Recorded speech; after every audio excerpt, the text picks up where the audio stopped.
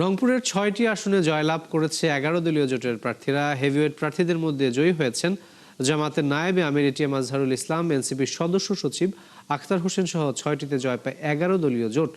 জাতীয় পার্টির chairman GM কাদের জামাতের কেন্দ্রীয় কর্মপরিষদ সদস্য মাহবুবুর রহমান বেলালের কাছে বিশাল ভোটের ব্যবধানে হেরেছেন।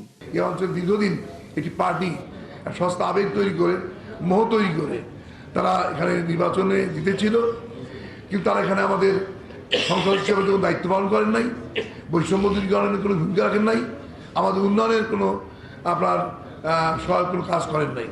কাজে আমরা ওই বৃত্ত থেকে বেরিয়ে এসে রংপুর অঞ্চলকে, রংপুর জেলাকে বাংলাদেশের একটা উন্নত জেলা হিসেবে গড়ার জন্য এবং বৈষম্য দূরীকরণে, জনগণের প্রত্যাশা পূরণে আমরা বলিষ্ঠ ভূমিকা রাখবো বলে আশা করছি।